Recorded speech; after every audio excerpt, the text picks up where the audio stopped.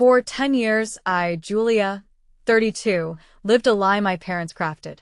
They believed I was a failure, just cleaning houses, while I secretly built an $18 million empire. That fundamental lie shattered at my sister Paige's engagement dinner at the Birchwood. My mother, Diane, introduced me to the groom's father with a dismissive wave. "Oh, Julia does cleaning work, residential, you know." It was a casual flick of her hand, but it triggered everything. Because then, a phone screen lit up on the table, and I saw it. A group chat. "Whatever you do, don't let Julia talk about her work tonight. The Ellsworths don't need to know our family has a cleaning lady." And below it, Paige's reply. "Already handled. I introduced her as my sister in Indianapolis." That's it. All this, coordinated hours before, unfolding in mere minutes. My mother, still beaming, completely unaware that her carefully constructed facade had just crumbled, exposing the truth to me, and soon, to everyone. Before I tell you what happened next, if you enjoy stories about justice and family boundaries, take a second to like and subscribe, but only if you genuinely connect with the story. Where are you watching from right now? And what time is it there? Drop a comment and let me know. 10 years to the night my family decided I wasn't worth the investment. I grew up in Carver, Indiana, population 9,000, the kind of town where everybody knows your dad's car and your mom's casserole recipe. My father, Gerald, has worked at the same insurance company for 30 years, same desk, same title, regional claims manager, a position he got at 31 and never left. My mother, Diane, was a sharp woman. She could run payroll in her head. She did books for 3 local businesses before I was born. Then she got pregnant with me, and my dad told her it was time to stay home. So she did. She never went back. I don't think she ever forgave us for that. Not me. Not my sister. Not really. My sister Paige is 4 years younger. 28 now. She works as a marketing coordinator in Indianapolis. She's been promoted twice in 3 years. And every time she is, my mother calls me. Not to share Paige's news. To make sure I've heard it. Our living room wall tells the whole story. Paige's diplomas, Paige's employee of the quarter plaque, Paige's sorority composite. My frame stop at my college graduation photo. 4 years of a business degree. And that's the last thing I did that made sense to them. There's a rhythm to how my mother introduces us at church, at grocery stores, at family reunions. Paige just got promoted again. Pause. Then the pivot. Julia's still doing her thing. My dad never corrects her. He never adds detail. He just stands there with his hands in his pockets, looking at the floor like a man waiting for his number to be called at the deli counter. Silence, snorts, is a kind of agreement. I learned that early. The summer I turned 22, I had a degree in business administration and a suitcase full of plans. My mother had other ones.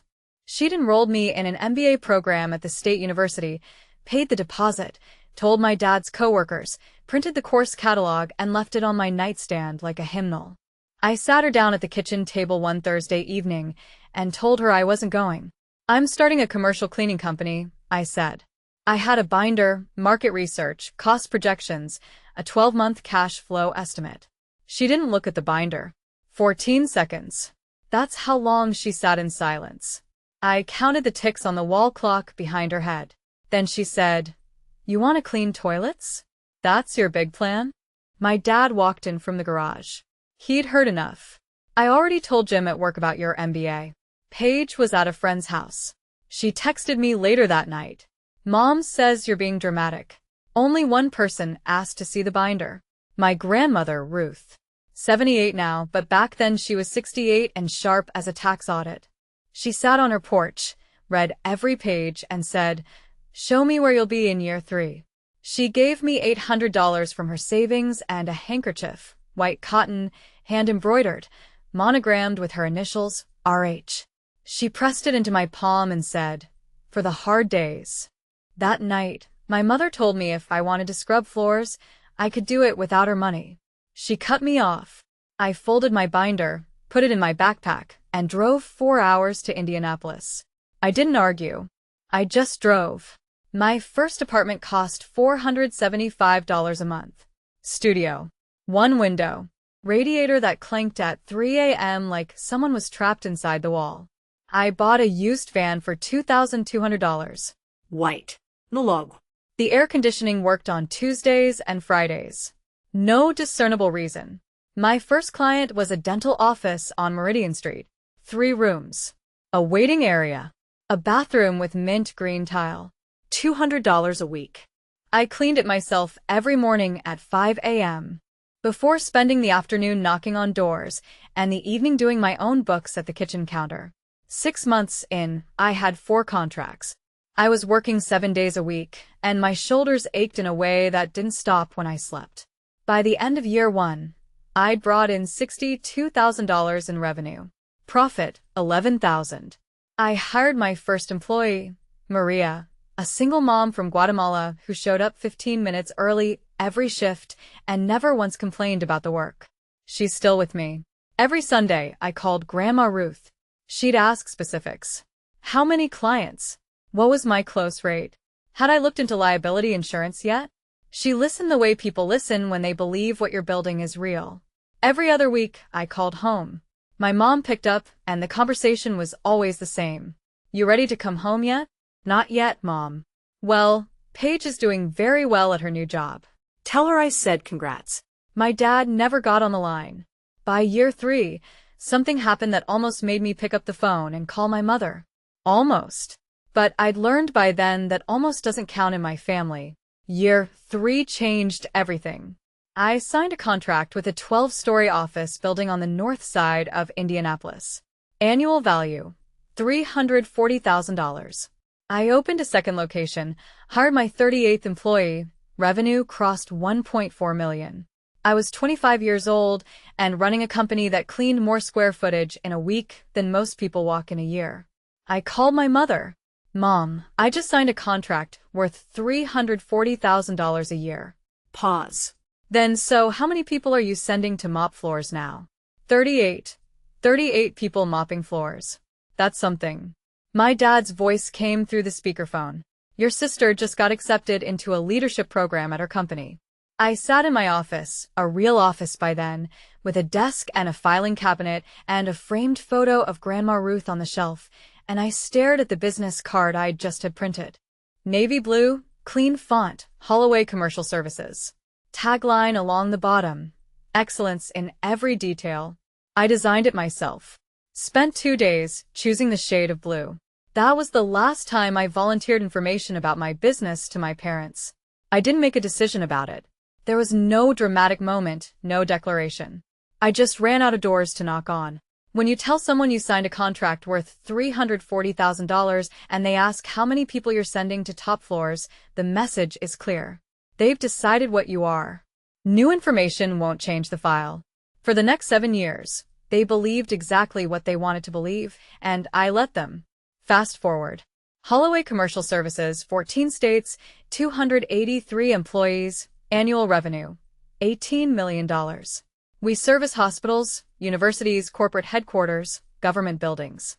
My employee retention rate, 87%, is the highest in the industry.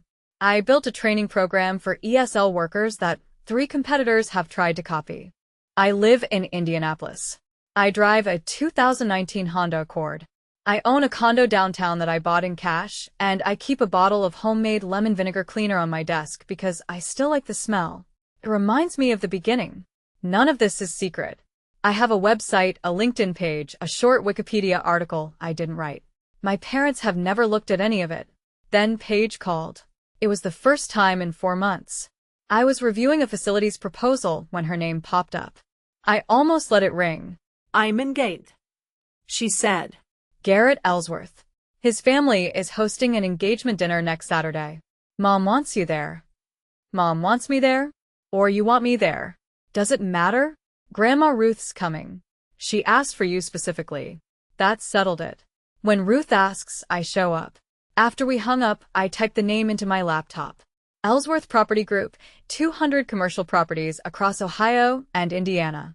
I knew the name. I knew it very well. 18 months ago, my company won the cleaning contract for 47 of their buildings. $3.8 million a year. The largest deal in my company's history. The contract was signed by the chair of their board, Catherine Ellsworth, the groom's mother. I stared at the screen for a long time. Friday afternoon, the day before the dinner. I stood in my office and looked at the bottle on my desk. Lemon juice, white vinegar, water. Same recipe I mixed in my studio apartment 10 years ago when I couldn't afford commercial products. I unscrewed the cap and held it under my nose. Citrus and acid. It smelled like 5 a.m. shifts and aching shoulders and mint green bathroom tile. It smelled like the beginning of everything. I picked my outfit that evening. Navy blouse, the same shade as my company logo, though nobody at that dinner would know that. Black slacks, flat shoes. No jewelry except a thin gold chain Grandma Ruth gave me for my 30th birthday. I wasn't dressing to impress. I wasn't dressing to prove anything. I was dressing the way I dress every day, like a woman who has work to do. Saturday morning, I called Ruth. I'm on my way, Graham. Drive safe, honey. She paused. Her voice had thinned over the past year. The heart medication made her tired, and I could hear it. And Julia? Yeah? Don't let your mother shrink you. I pulled onto I-70 heading east. 3 hours to Carver. 3 hours of flat Indiana highway and corn stubble and radio stations that fade in and out like old friendships. 3 hours to decide how much of myself I was willing to bring into that room. I thought about Catherine Ellsworth. She would be there. She would recognize me. And I didn't know what she'd say. Or what my parents would say when she said it. I wasn't planning anything. I want to be clear about that. I drove to that dinner for one reason. A 78-year-old woman with a bad heart who wanted to see her granddaughter. Everything else just happened. The Birchwood sits on a two-lane road outside Carver. Farm to table. Exposed brick.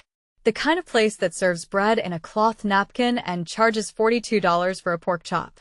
I pulled into the parking lot at 6:55 p.m. 5 minutes early. My mother's car was already there. The silver Buick parked near the entrance. Gerald's coat hung in the back seat. Paige's white SUV was 2 spots over. A just engaged sticker on the bumper that looked like it had been applied with a ruler. The private dining room was at the back. Long oval table. 23 place settings. Warm lighting. Bread baskets. Water glasses already filled. My mother met me at the threshold. She wore a plum dress and a necklace I'd never seen before. Probably new for the occasion. She hugged me. Quick. Tight. Her hand gripped my shoulder the way you grip a steering wheel in bad weather. You look comfortable, she said, eyes scanning my blouse. My flats. She smiled. It didn't reach her temples. Gerald stood behind her. He shook my hand, his own daughter, and said, "Glad you came." He looked at my left ear the entire time. Paige crossed the room in heels. Engagement ring catching the overhead light.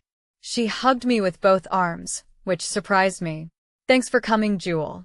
She introduced me to Garrett, tall, polite, firm handshake, and said, "This is my older sister. She lives in Indianapolis." No job, no title, just a city. At the far end of the table, I spotted Grandma Ruth, wheelchair, thinner than 3 months ago. Cardigan buttoned to the throat. She reached for my hand before I reached for hers. "There's my girl." "You sit beside her." Catherine hadn't arrived yet. Appetizers came out. Bruschetta, crab cakes, a cheese board that could feed a high school basketball team. Diane worked the room like a campaign manager. She made introductions one by one. Every family member got a label. "This is my brother Tom, retired fire chief, 31 years of service. My niece Sarah, just finished nursing school, top of her class." Each person tagged with a title, a rank, a reason to be respected. She skipped me. Not in a dramatic way, not a pointed silence. She just moved past my chair the way you move past a lamp you've had so long you don't notice it anymore. Robert Ellsworth noticed. He was Garrett's father, silver-haired, easy smile, the kind of man who asks questions because he's genuinely curious, not because he's checking boxes. He leaned across the table. "And what do you do, Julia?" Before I could answer, my mother's voice cut in from 2 seats away. "Oh, Julia does cleaning work, residential, you know." She waved her hand, a flick, like brushing crumbs off a counter. I picked up my water glass, took a sip, set it back down. Robert nodded politely. Garrett's sister Megan, 26, warm eyes, a teacher in Columbus, tilted her head. Oh, like a cleaning service? That's pretty cool. Diane smiled. Well, it's a living. Under the table, Grandma Ruth found my hand. She squeezed once firm. Her knuckles were swollen, but the grip was steady. I squeezed back. Then the front door opened. Heels on hardwood. A voice from the hallway apologizing for the traffic on Route 9. Catherine Ellsworth walked into the private dining room. And everything I thought I knew about this evening shifted. Catherine Ellsworth was 61 years old and looked like a woman who had earned every one of those years on her own terms.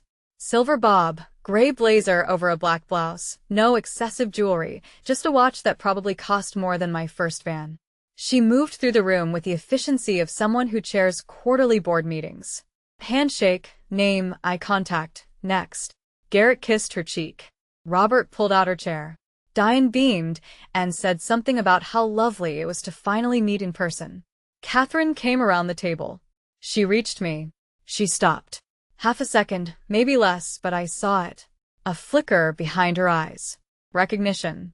Then recalibration. Her gaze moved to my blouse. Navy blue.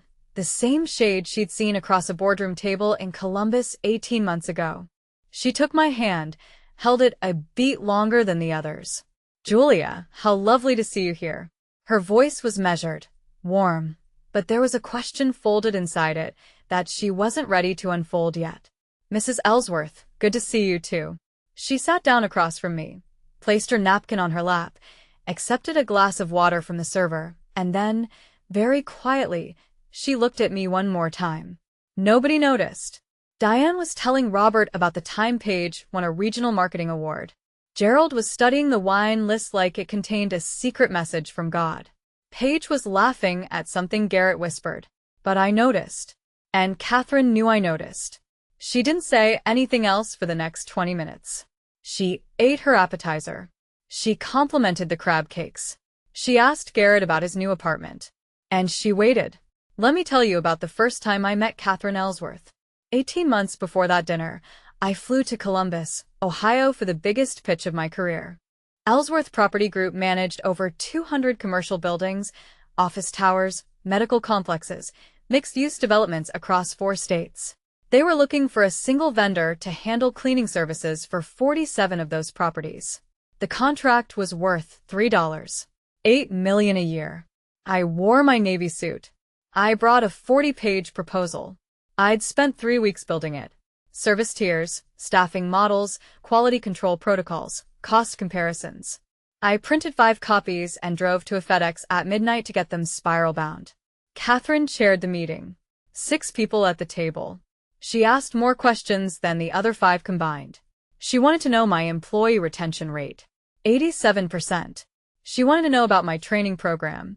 40 hours of onboarding, monthly check-ins, ESL support. She wanted to know why I started the company. I told her the truth. Because I cleaned my first office at 22 with a spray bottle and a borrowed mop, and I decided no one who does this work should feel invisible. She didn't smile. She wrote something down. After I signed the contract, she walked me to the elevator. She said, "I've signed a lot of contracts, Julia. This is the first time I felt the other person cared more about the people doing the work than the profit margin." I kept that sentence in my head for months because it was the first time someone with real authority had looked at what I built and called it what it was. My parents had 10 years to say something like that. A stranger said it in 15 minutes. Back at the dinner, main course, pan-seared salmon, roasted vegetables, a risotto that nobody was paying attention to because the conversation had turned to careers. Robert Ellsworth was the one who opened the door. "So, Diane, you must be proud of both your girls." My mother set down her fork, tilted her head. That look, half smile, half calculation. I've seen it 1,000 times. She was framing the shot. "Oh, Paige is our shining star, promoted twice in 3 years. Her company just trusted her with their biggest client." Diane touched Paige's arm. Paige smiled, embarrassed, but not enough to stop it. Diane paused, let the silence do the work, then the pivot. Julia takes a different path. She's more hands-on. Gerald didn't need a cue. He leaned toward Robert like they were sharing a joke at a bar. She started out cleaning offices after college. We thought it was temporary. Small laugh. 10 years later, he trailed off, shrugged, like the rest of the sentence wasn't worth finishing. Megan looked at me. Garrett looked at his plate. Robert stopped chewing. I cut my salmon. Steady hand. Chewed. Swallowed. Took a sip of water. At the end of the table, Grandma Ruth set her fork down hard enough to clink against the plate. Julia's doing just fine, Diane. My mother didn't miss a beat. Smile still perfect. Of course she is, Mom. Nobody said otherwise. Nobody said otherwise. That's how she operated. Never an accusation you could pin down. Just implication. Layered so thick you couldn't breathe under it. Catherine Ellsworth picked up her water glass, set it down without drinking. Her eyes hadn't left my mother for 30 seconds. Diane didn't notice. She never looked at the people who were actually watching. Between the main course and dessert, I excused myself. The bathroom was down a narrow hallway, cream walls, a framed watercolor of a barn, the kind of art that exists only in restaurants and dental offices. Gerald was waiting in the hall when I came out, hands in pockets, shoulders rounded. He looked like a man who'd been standing there for a while, trying to decide whether to stay or go. Hey, Jewel, you doing okay? I'm fine, Dad. He shifted his weight. Left foot, right foot. I know your mom can be a lot, but she means well. Does she? He opened his mouth. Something flickered across his face. Not courage, exactly, but the shadow of it. Like a man reaching for a door handle in the dark. His fingers turned his wedding ring. 1 rotation. 2. Then, from the dining room, Gerald, can you come get more wine? My mother's voice. Crisp, final. The way you call a dog that's wandered too far from the yard. He blinked. I should go. He turned and walked back. Didn't look over his shoulder. Didn't say another word. I stood in that hallway and watched him disappear into the warm light of the dining room, and I thought, that was as close as he'd ever come. That half sentence in a hallway was the best Gerald Holloway could offer, and it still wasn't enough to finish. I'd stopped counting on almost a long time ago. I went into the bathroom, washed my hands. The soap was lemon-scented, sharp, acidic, familiar. It hit me in the chest the way a song does when you hear it in a grocery store 15 years after it mattered. I dried my hands, breathed, walked back to the table. I sat back down.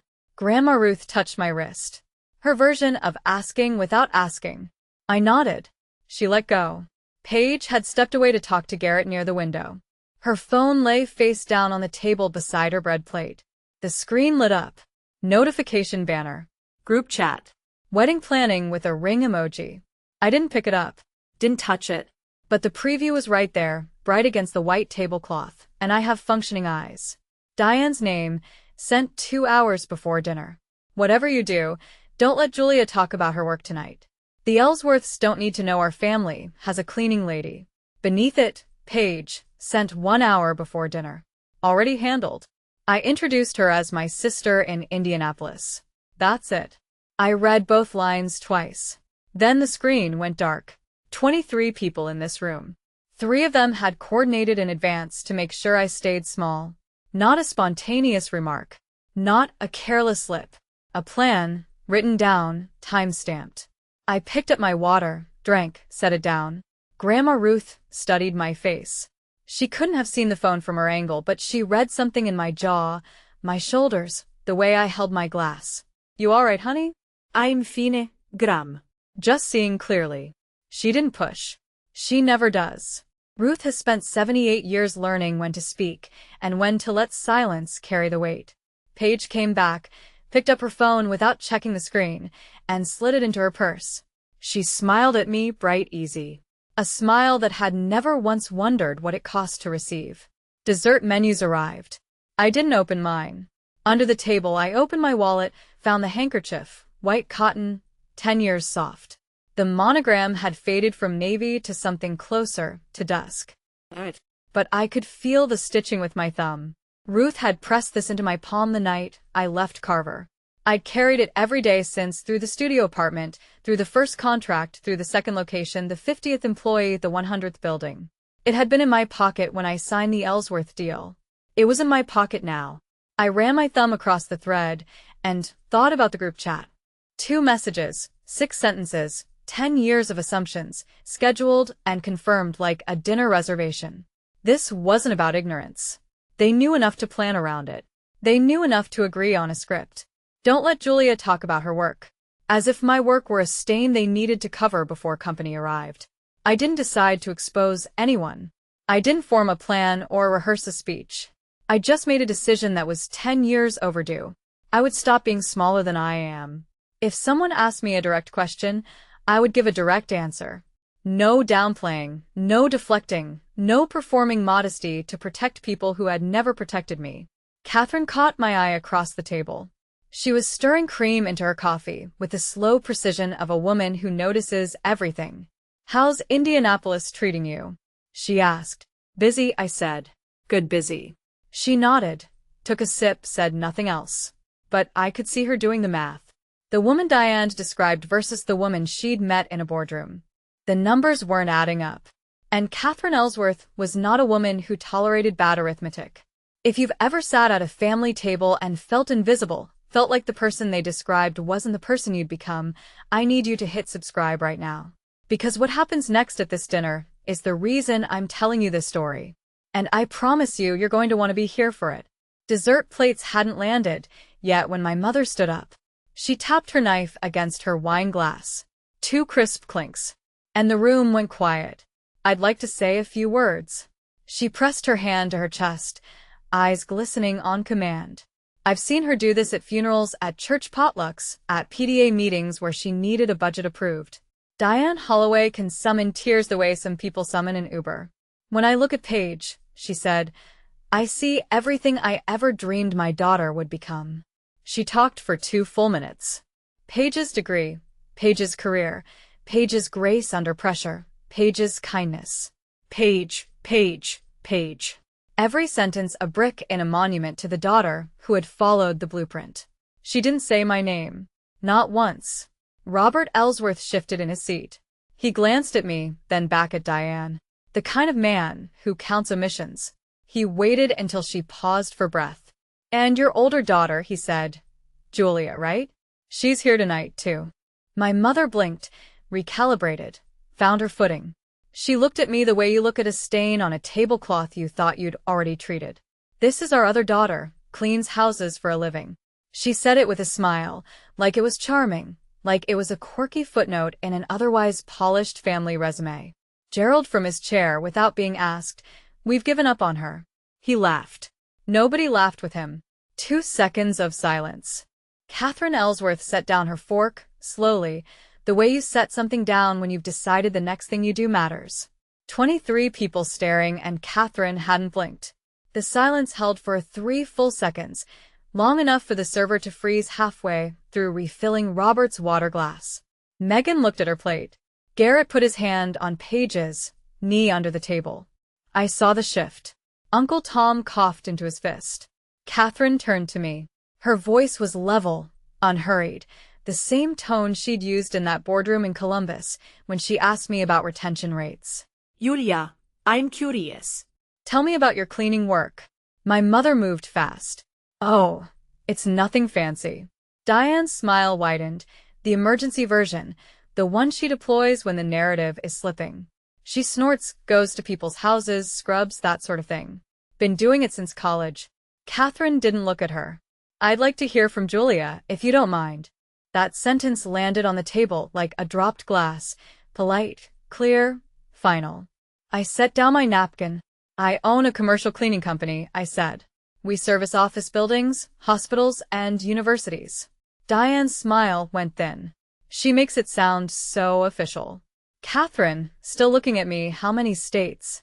14. Gerald's fork clinked against his plate. He hadn't moved it. His hand just twitched. How many employees? 283 as of last month. Paige's head turned toward me.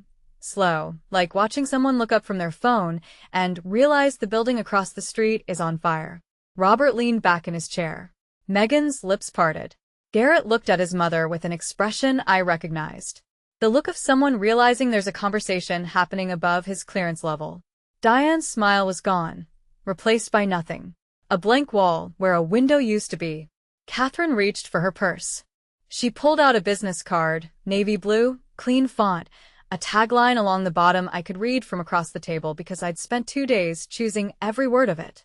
Holloway Commercial Services, excellence in every detail. Catherine placed it on the white tablecloth in front of my mother, face up, centered. Wait.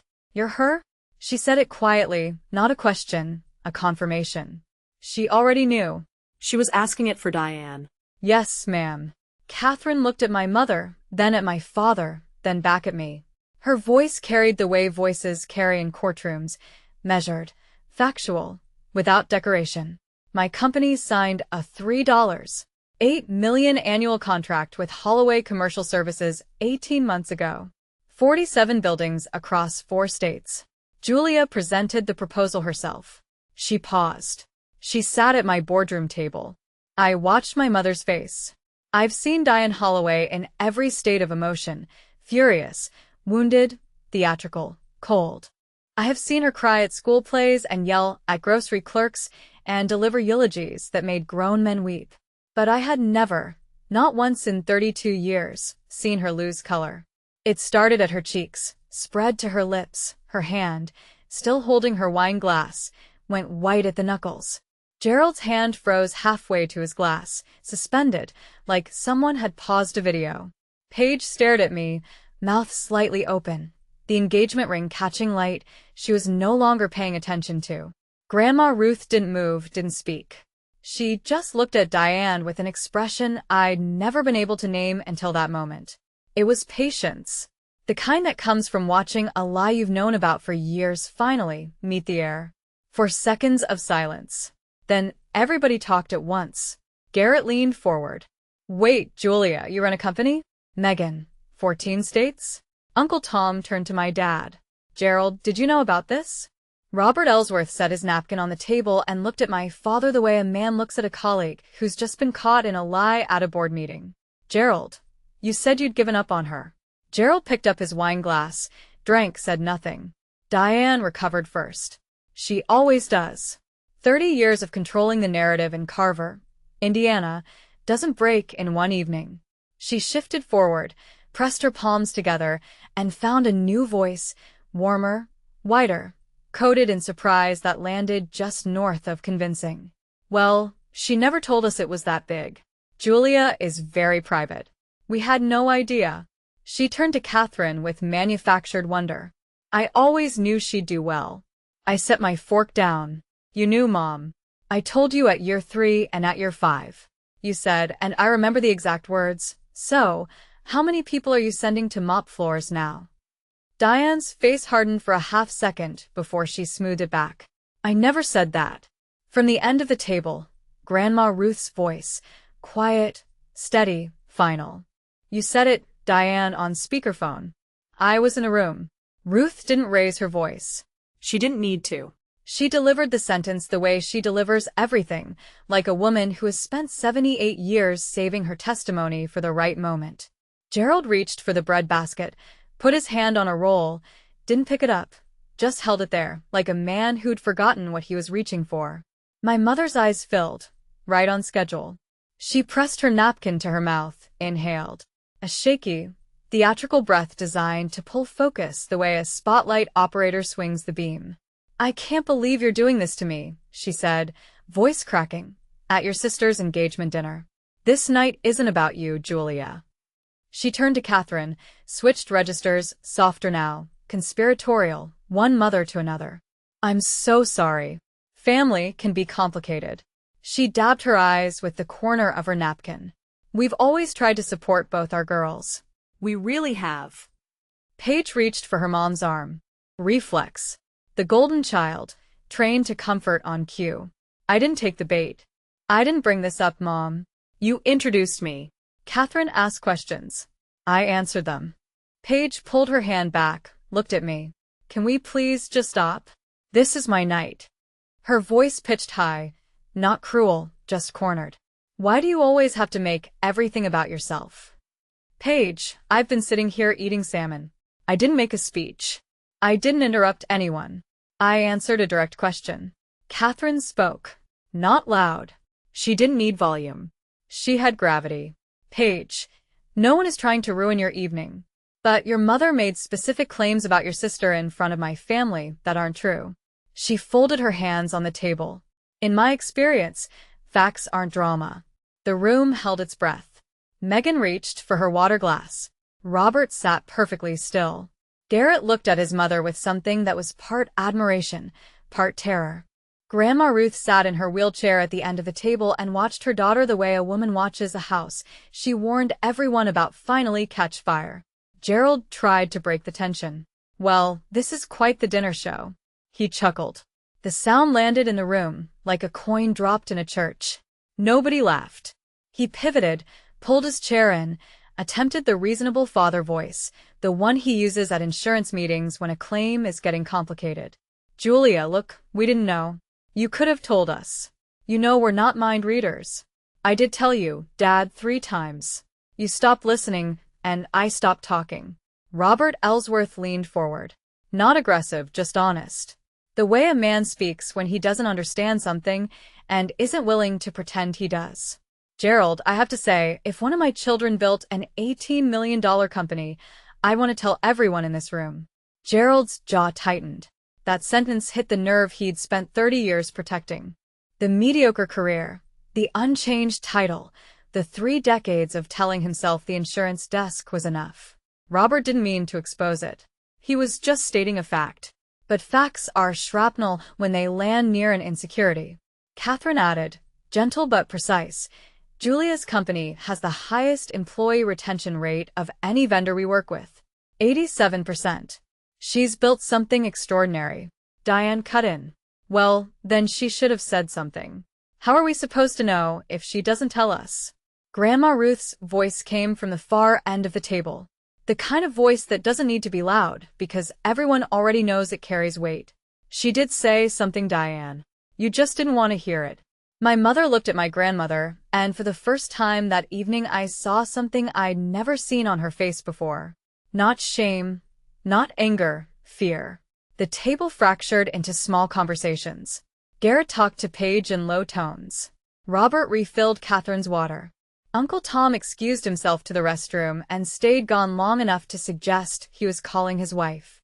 Diane stood up, smoothed her dress, walked toward the hallway. She stopped beside my chair without looking down. Come with me. I followed. Not because she told me to, because I wanted to hear whatever she was going to say without 23 sets of ears. The hallway was quiet. The barn watercolors stared at us from the wall. Diane turned around. The tears were gone. Her eyes were dry and hard and clear. You planned this. You came here to humiliate me. I came here because Grandma Ruth asked me to. Don't hide behind my mother. You knew Catherine would be here. You knew she'd recognize you. You set this whole thing up. I set nothing up, Mom. I showed up. I sat down. I ate my dinner. You're the one who introduced me as the family cleaning lady. Her jaw worked. She changed angles.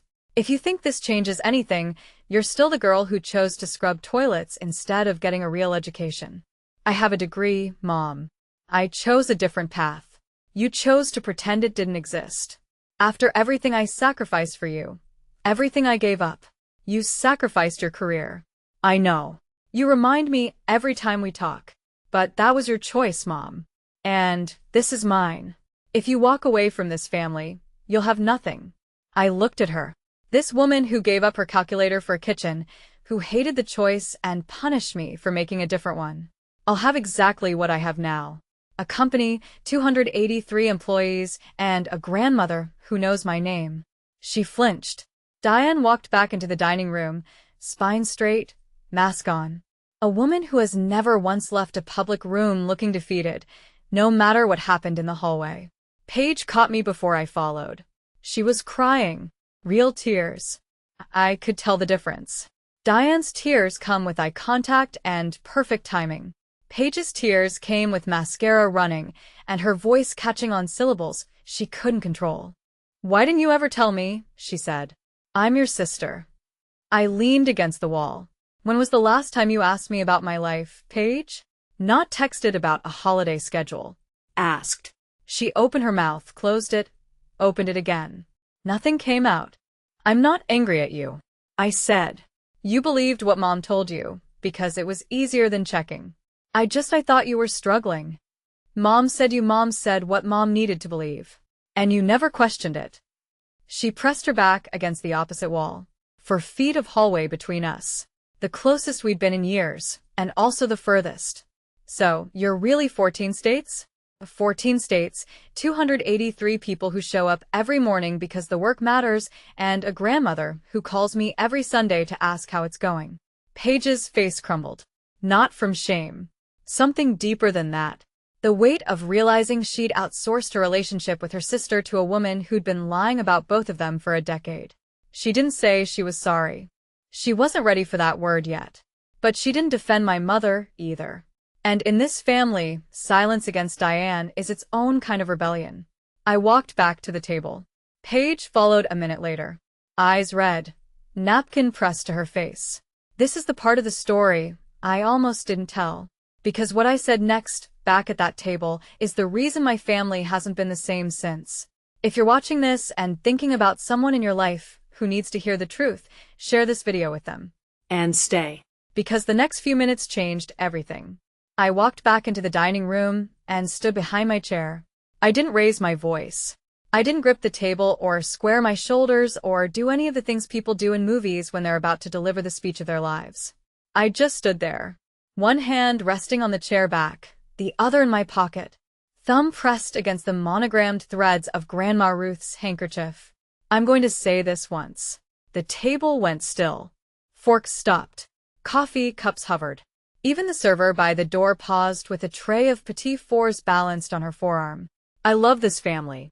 I've spent 10 years loving this family from a distance because it was the only distance that let me breathe. I looked at my mother. Mom, you introduced me tonight as the one who cleans houses. Dad, you said you'd given up on me. I let that sit. In front of people I'd never met. In front of Grandma. I looked at Ruth. She was watching me with both hands flat on the table, steady as a judge.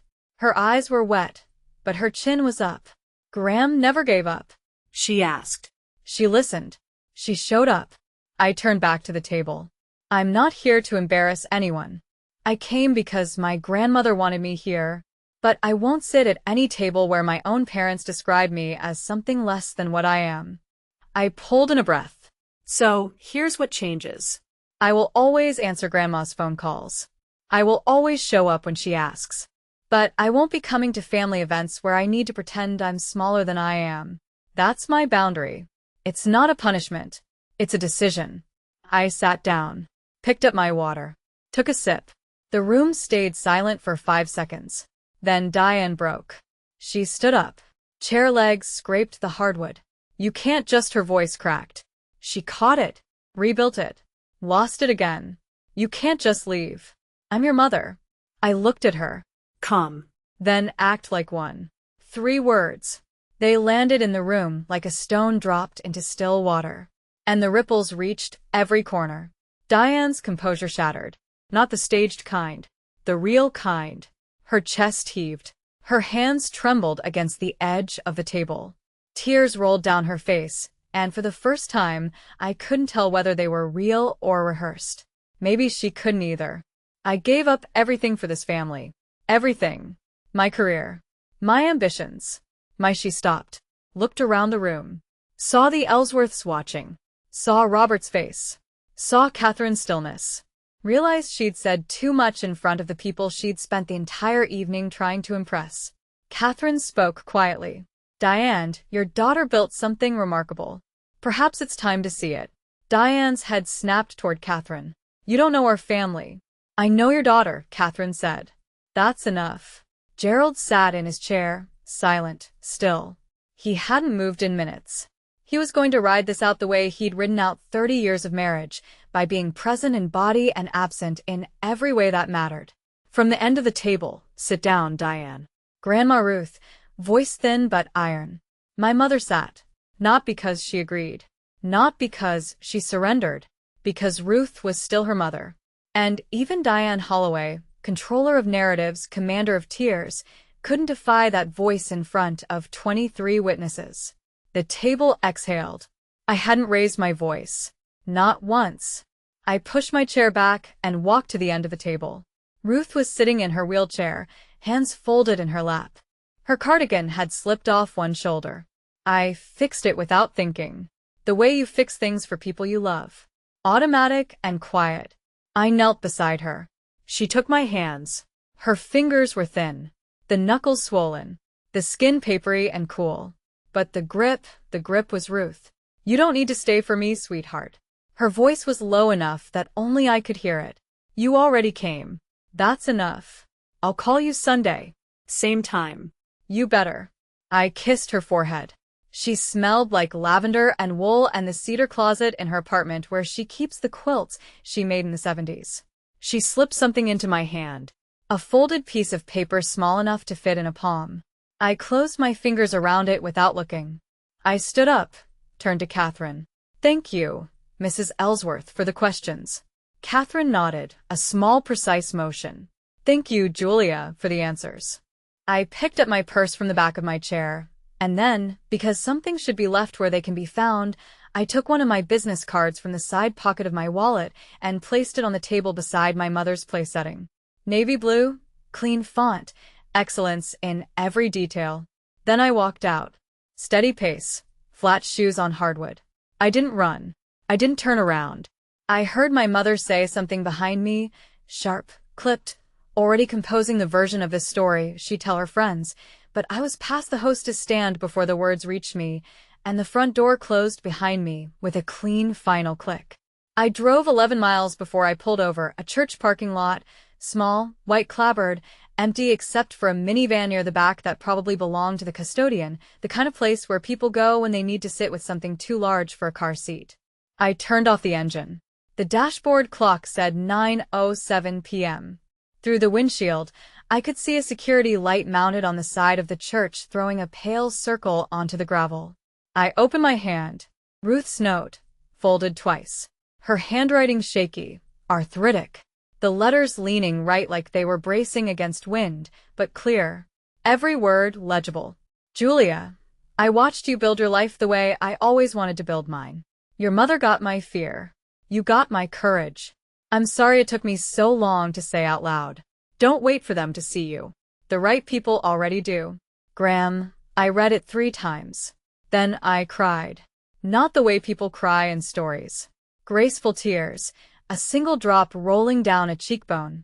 I cried ugly and hard, bent over the steering wheel of a Honda Accord in the parking lot of a church I'd never been to. With the engine off and the windows fogging from the heat of the grief I'd carried for 10 years. I reached into my wallet. The handkerchief. RH faded monogram, soft cotton, 10 years of being held. I pressed it to my face. It smelled like lavender, like Ruth's dresser drawer, like the only person in my family who ever thought to ask. She gave me $800 when I was 22. A handkerchief when I had nothing. And tonight, 17 lines of shaky cursive that said everything my parents never could. I sat in that parking lot for 20 minutes. Then I drove home. 48 hours. That's how long it took for the full picture to develop. My mother called 7 times. I let everyone go to voicemail. The first 3 were angry. Clipped sentences, controlled fury. The voice of a woman who believes she has been wronged by the person she wronged. You humiliated me in front of the Ellsworths, Julia. In front of Catherine. Do you understand what you've done? The next 2 were wet. Tears, pauses, nose blowing. I'm your mother. You can't just walk away from your mother. That's not how this works. The last 2 were silence, 10 seconds each. Then a click. Gerald sent one text Monday afternoon. For words. Your mother is very upset. I read it. I did not respond. Paige texted Sunday night. I'm sorry I never asked. Can we talk? Not about Mom. Just us. I read it. I didn't delete it. I didn't respond yet. But I didn't delete it. Catherine Ellsworth sent an email Monday morning from her company address. Subject line dinner and a contract. Julia, My son is marrying into an interesting family, but he's not marrying his mother-in-law. Your company remains our most valued partner. Dinner sometime? Not business, just two women who work hard and understand what that costs. Catherine, I printed that email, taped it to my office wall next to the first dollar I ever earned cleaning that dental office on Meridian Street. Sunday morning, right on schedule, my phone rang. Grandma Ruth. I picked up on the second ring. How's my girl? Better, Graham, getting better. You read my note. Every word, 3 times. Good. Now put it somewhere safe and go build something. I did. Monday morning, 7:15, I walked into the Holloway Commercial Services office on West Washington Street in Indianapolis. 3,200 square feet of open floor plan, glass-walled conference room, a break room that always smells like Maria's coffee, strong enough to dissolve a spoon. Maria was waiting in the hallway with 2 mugs. She's been my first hire, my first friend in this business, and now my regional manager for Central Indiana. 15 years older than me. Shoulders like a woman who has never once asked permission. Boss, you look like you had a weekend. Family dinner. Ah. She handed me my mug. Those. I sat down at my desk, opened my laptop. 312 emails. One from Catherine Ellsworth's office, contract renewal. 3-year extension, improved terms. A note from Catherine's assistant. Mrs. Ellsworth asked me to expedite this. I leaned back, looked at the bottle on my desk. Lemon juice, white vinegar, water. The recipe I mixed in a studio apartment when I was 22 and couldn't afford anything better. I unscrewed the cap, held it under my nose. Same smell, same sharpness, same woman, just older, steadier. With 283 people counting on her to show up every morning and mean it. My mother called me the one who cleans houses. She wasn't wrong about the verb. I do clean. We clean hospitals where children get better. We clean office buildings where people build careers. We clean courthouses where justice happens. We clean university halls where the next generation learns. There is nothing small about what we do. On my desk, framed in black metal, is the first business card I ever printed. Year 1. Bad font, cheap paper. Logo I drew on a free design website at 2 o'clock in the morning. I've never taken it down. 2 weeks later, I called my mother. Once. The only time I initiated since the dinner. She picked up on the first ring. Didn't say hello. Just breathed. Mom, I'm calling to tell you something. Silence. I love you. That hasn't changed. But I will not attend any family event where you or Dad introduce me as less than what I am. If that means I miss holidays, I'll miss them. If that means I see you less, then I'll see you less. That's not a punishment. It's a boundary. You're choosing your pride over your family. I'm choosing my peace, Mom. Those are different things. Your father has my number. He's never used it. She hung up. I sat with the silence for about 30 seconds. It wasn't empty. It was full. The way a room is full after you've rearranged the furniture and realized it finally fits. I called Grandma Ruth. She picked up before the second ring. How'd it go? About how I expected. Did you say what you needed to say? Every word. Then that's enough, honey. That's enough. I looked at the business card on my desk. The first one. Year 1. Then I looked at the current one. Navy blue, clean font, 14 states, 283 employees. Same woman. Same work. Different scale. My mom told the groom's family I clean houses for a living. She was right. I do clean houses. I clean offices and hospitals and courthouses and schools.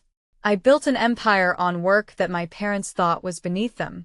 And I did it without their money, without their approval, and without a single moment of their pride. The people who matter already know. And the ones who don't, they were never going to. 3 months later, my mother and father haven't called. Not once. But the story spread the way stories spread in small towns. Through the aunts and uncles who were at that dinner table. Through the cousins who heard it secondhand. Through the church group that Diane runs with iron fist efficiency. People Googled my company. They found the website, the client list, the employee count. They found the article in Indianapolis Business Journal from 2 years ago. The one my mother has never read. Diane lost the narrative. For the first time in 30 years, the version of her family she presented to Carver didn't match the version Carver could verify with a 5-second search. Paige drove to Indianapolis on a Saturday. We met at a diner near my office. She ordered pancakes and spent the first 10 minutes looking at her hands. "I Googled your company," she said. "You have a Wikipedia page?" "A short one." She smiled. Small. Uncertain. The smile of a woman learning to ask questions she should have asked years ago. "We're not close yet. We may never be what are supposed to be, but she's trying. And I'm leaving the door open.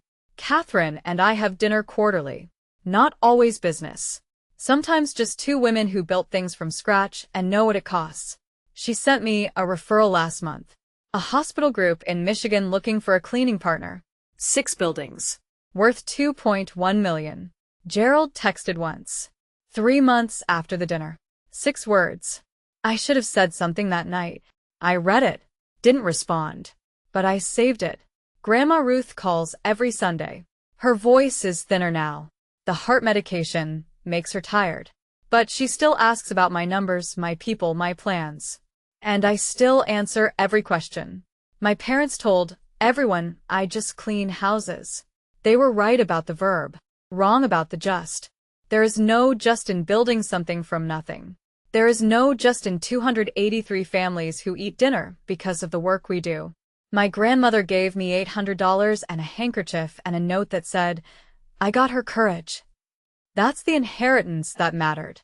The people who see you, they already see you. And the ones who refuse, no amount of proof will ever be enough. That's my story. 10 years of silence. One dinner that said everything.